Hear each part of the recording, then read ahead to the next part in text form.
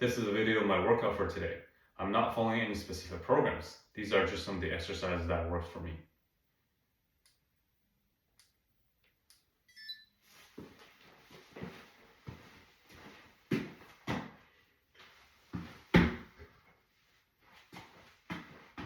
And please don't judge the weight. I'm not lifting too heavy nowadays.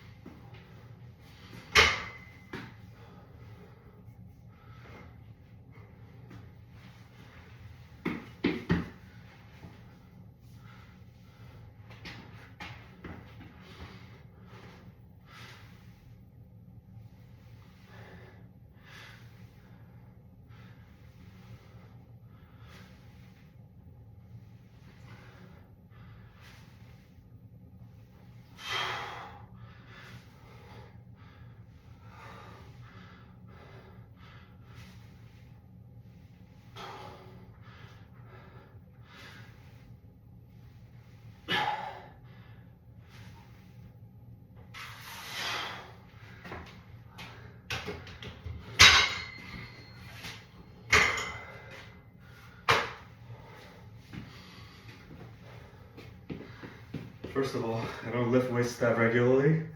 I probably should. Also, I'm a little fatigued from my long run yesterday. But anyhow, it doesn't matter. Gotta keep going.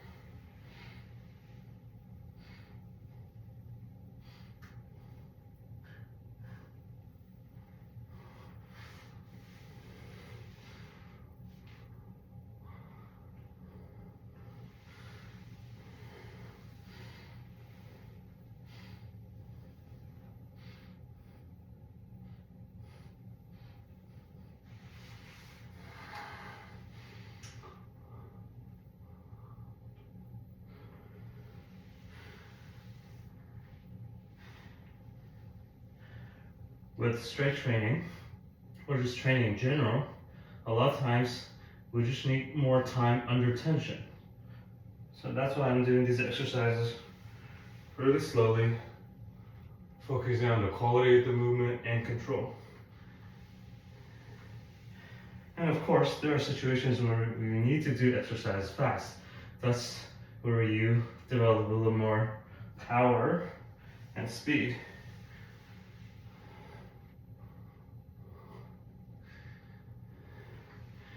And in terms of training, we need to train arguably all aspects, whether it's in your strength, your mobility, your power, and your speed. However, there aren't exercises that does everything, so you have to diversify your training. And if you're not a trained individual or you're just getting into training, start with strength. That's arguably the most bang for your buck.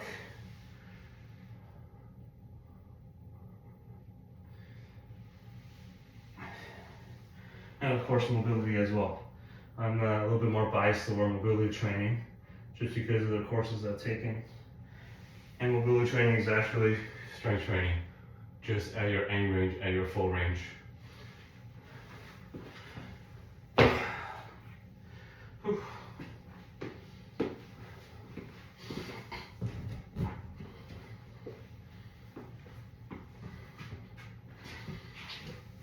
And also don't feel like you have to do these quote unquote core stability exercises. Because when you're strength training, you are stabilizing your core, you're strengthening your core. At the same time, you want to keep your spine mobile and have good capacity. So you want to train a variety of different exercises. And don't think about specifically the name of the exercise or, the patterns, the functional patterns of the exercise. They don't exist. Every exercise is functional.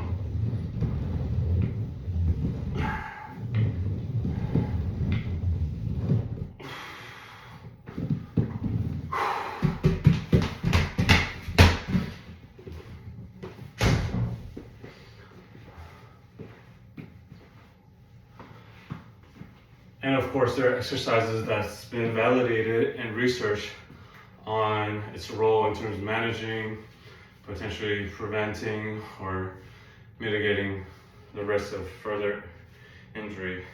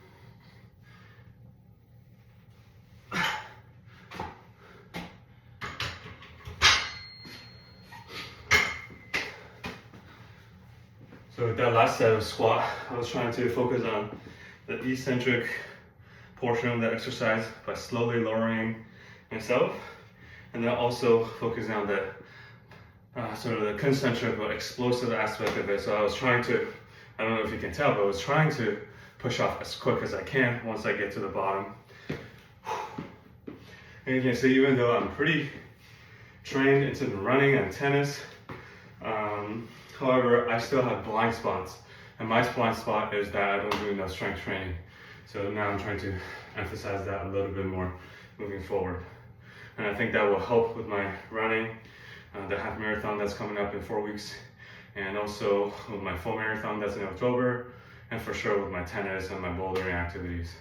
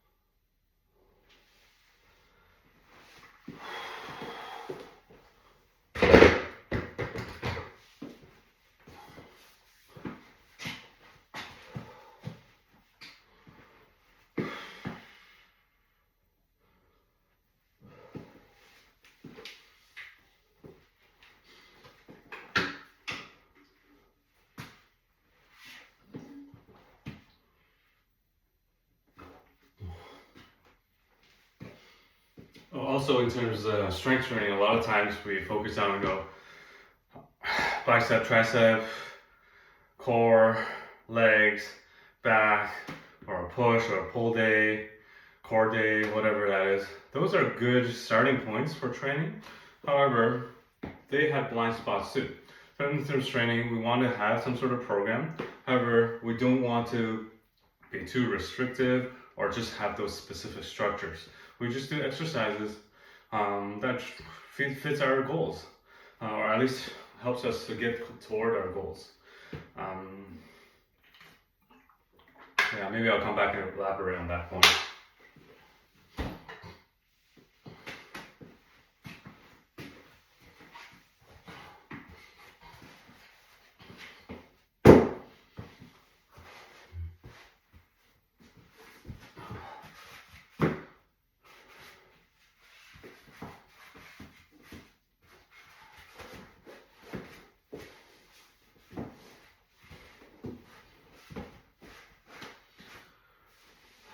This is called reverse Nordic curl.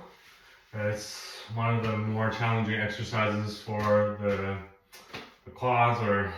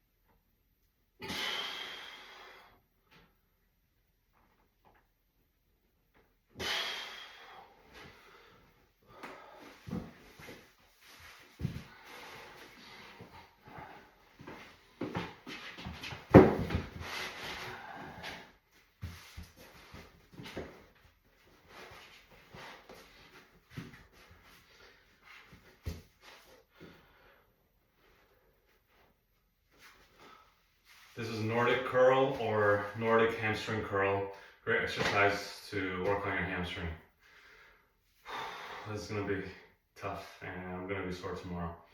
Oh well. All right, lower yourself as much as you can.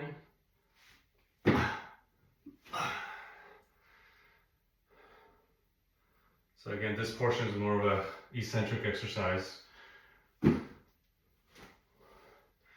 And if you don't know what eccentric exercises are, they're eccentric contractions where your muscle is under load while it's lengthening.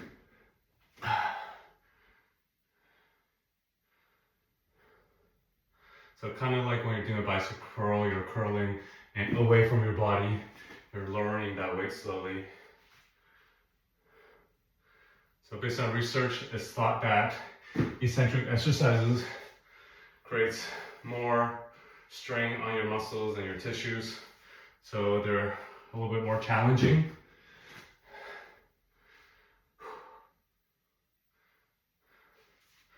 They're used a lot for injury rehab and even prevention, or at least risk mitigation.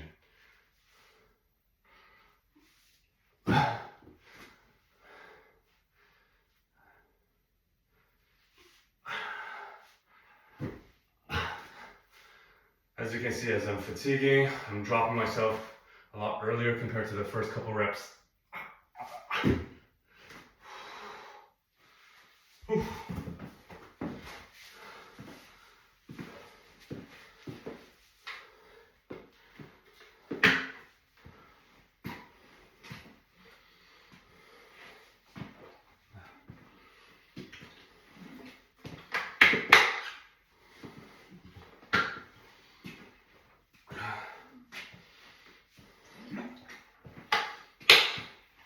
And when you're exercising, especially when you're new, make sure you stay hydrated and also take lots of break in between your reps and sets and whatnot.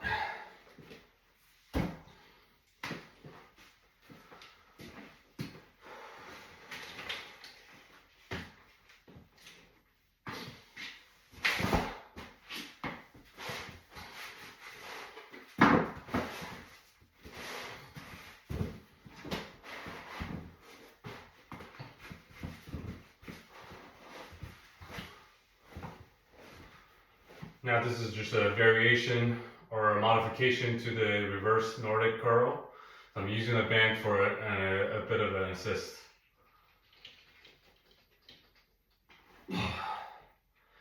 Also, by using a bit of an assist, I can get back down a little lower into full range of motion.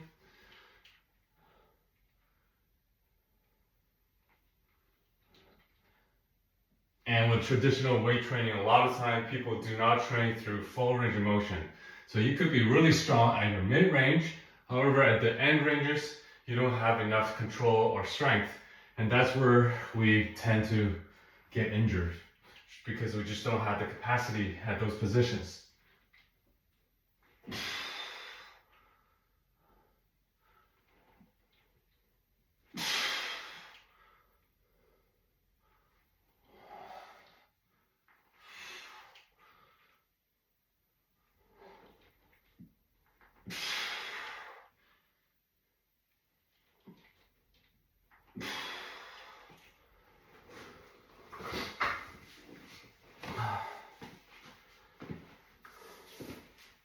Also, when we're training for function versus training for hypertrophy, which is muscle size and growth, they're actually a little bit different. What I mean by that is that when you're training for hypertrophy, you don't necessarily need to train through your full range. In fact, there's some research that shows that training near end range, but not through the full range, actually creates more hypertrophy. Those are called lengthened partials. Anyhow, you can Google that, you can search that up.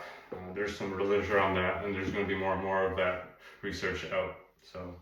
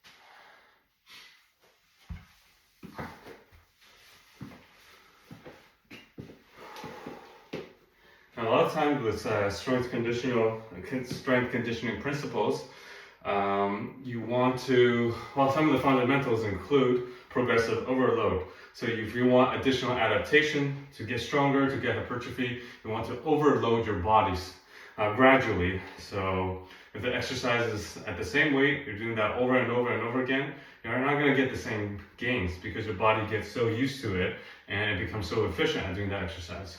And the other thing is that if you want maximum hypertrophy, maximum strength gain, or at least optimize it, you want to be training to failure or at least close to failure, where you're doing a lower number of repetitions, heavy weight, versus when you're doing higher repetitions,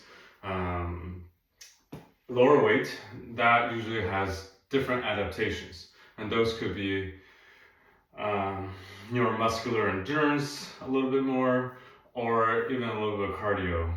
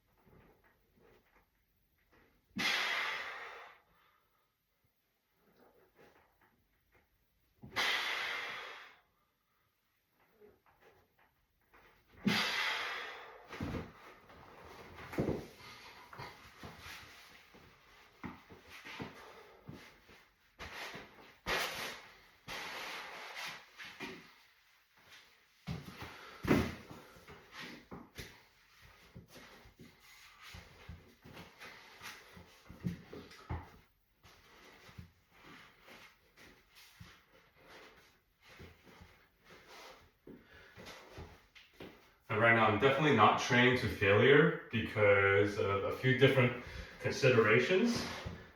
First, I have work later today, so I have to be able to somehow function. Also, I'll be bouldering today as well. So again, I need to be able to have some strength so that I could prevent myself from falling off the wall and hurt myself. And lastly, I just did a long run yesterday, as you know. So I'm still kind of recovering from that, I guess.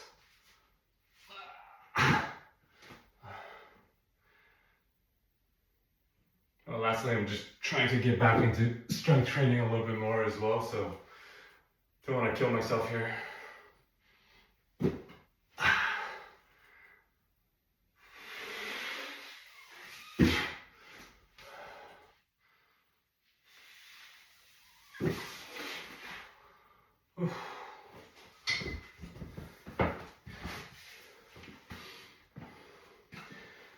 It's about 35 minutes into my workout. So I'm gonna finish off with a little bit higher intensity exercises, plyometrics, or whatever you call these, hits.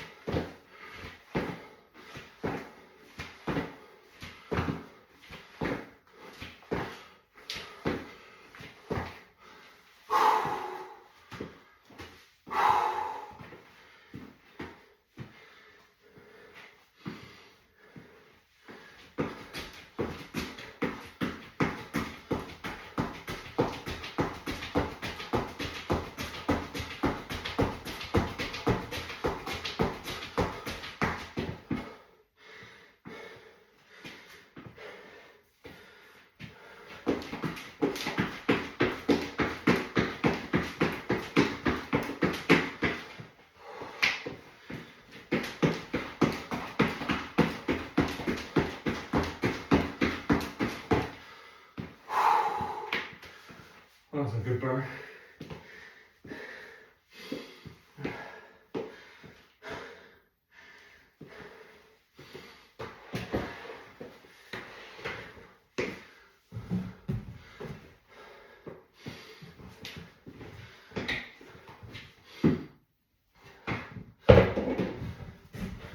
This is an exercise I picked up not long ago, mostly for our posterior chain, hamstring, glutes, whatnot.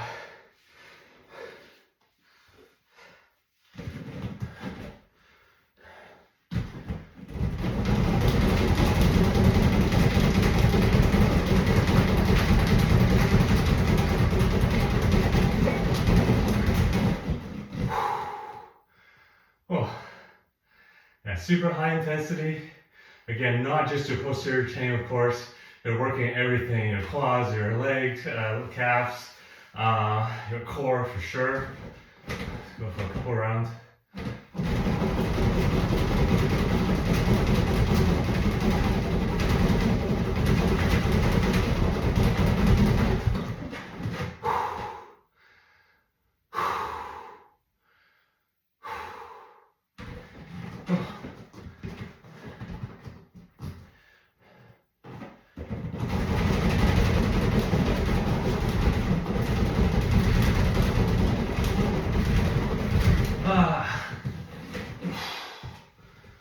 Oh, these darn shoelaces.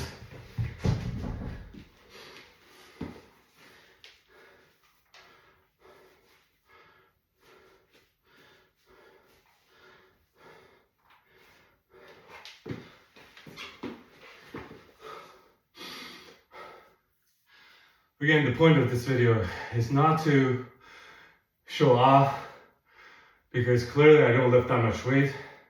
It's more so to provide some education, provide some perspectives, also to provide some options for your workout so you can get active and stay healthy.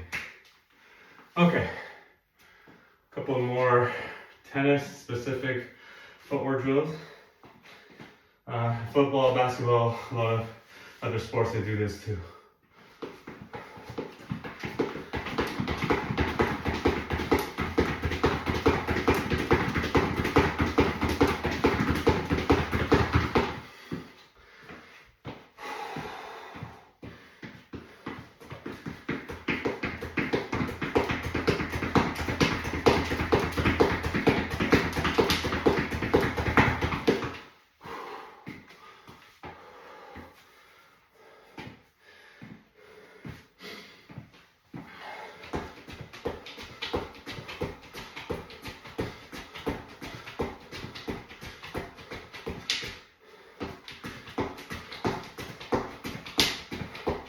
So about quick, few steps with control, and try not to land too far away from your target. Yeah, so it's not easy.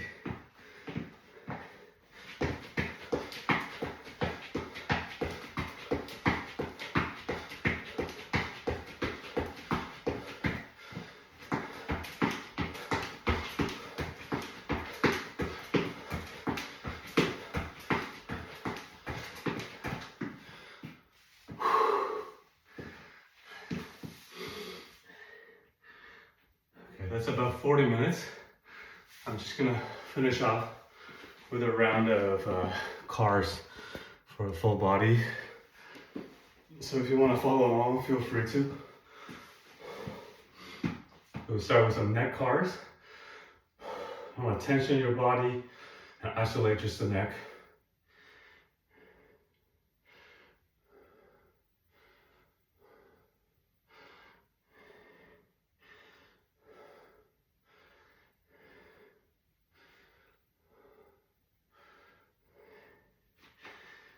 Okay, one more time. So neck flexion, rotation, lateral flexion, extension, rotation towards opposite side, flexion, rotation again, and back to neutral. And the reverse, flexion, rotation, extension, extension, rotation towards opposite side, flexion, rotation, Okay. And now scapular cars. So elevation, protraction, depression, retraction, elevation, protraction, depression, retraction. And the opposite, depression, protraction, elevation, retraction, depression, protraction, elevation, retraction. Shoulder cars is a very common one to do. External rotation, horizontal adduction plus flexion. Keep going to flexion, you're going to abduct and internally rotate and keep reaching back, adduction, and then back to beside your body. Your palm will be facing outward by this point. And now go to extension, internal rotation, abduction, and come across the front, horizontal adduction, and back to starting position. Again, with this side, external rotation, horizontal adduction and flexion. Once you get to full flexion, you're going to abduct and internally rotate that shoulder and come back to beside your body, palm facing outwards, and extension, external rotation, abduction, and horizontal adduction, and back to starting position. And now elbow cars, flexion, pronation, extension, supination, flexion, pronation, extension, supination. And the reverse, supination first, pronation, flexion, supination, extension, pronation, flexion, supination, extension. Wrist cars, extension, ulnar deviation, flexion, radial deviation, extension, and the reverse, extension, radial deviation, flexion, ulnar deviation, and extension. Hip cars are a little bit tricky. External rotation, flexion, horizontal abduction. Maintain that flexion and external rotation while you do that. And internal rotation, extension, adduction to neutral. Now the reverse, extension, abduction plus internal rotation, and external rotation, horizontal adduction, and back to neutral. The opposite side, external rotation, flexion, horizontal abduction, internal rotation, extension, adduction, and back to neutral. The reverse, extension, abduction, internal rotation, external rotation, horizontal adduction, and back to neutral.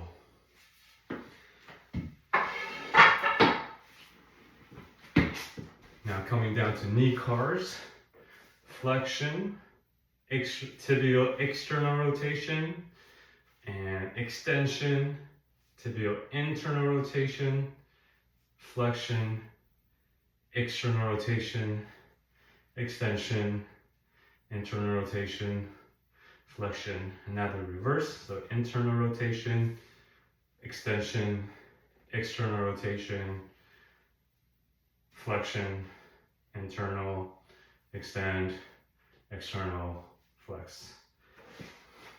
Just going to do another round from the other side. So internal, extension, external, flexion. You want to focus on the lower leg moving about the upper leg. Internal, external, extension, external, flexion, internal.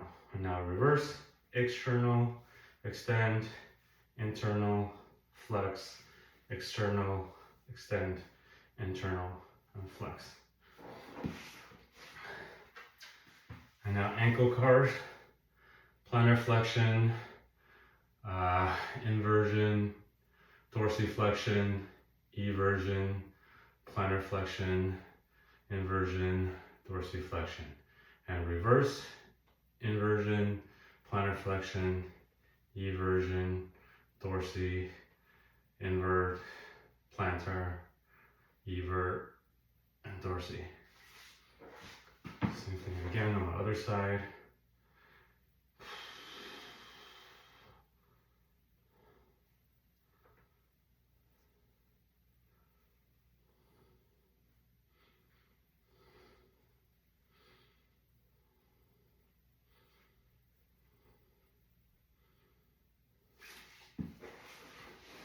Okay, now moving to toe cars. Can't really rotate your toe much, so these are more just toe cars or toga, toe yoga. So you want to be able to isolate and control your toes.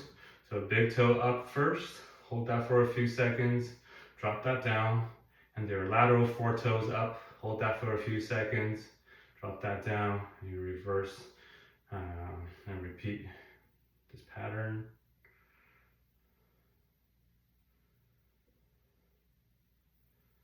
And now you want to elevate or dorsiflex all your toes. Put your big toe down and bring back up. Put your lateral four toes down and bring them back up. Big toes down and up. Lateral down and up.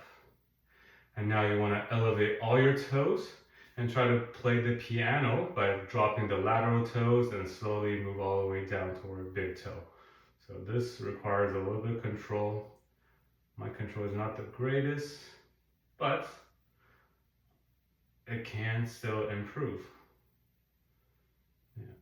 And it looks like my dominant foot, my right foot, has a little bit more control. You can do that a couple reps. And then you do the reverse, so everything up, big toe down, second toe, third toe, fourth toe, fifth toe. Again, this I find a little bit more difficult as it is harder to isolate those lateral four toes.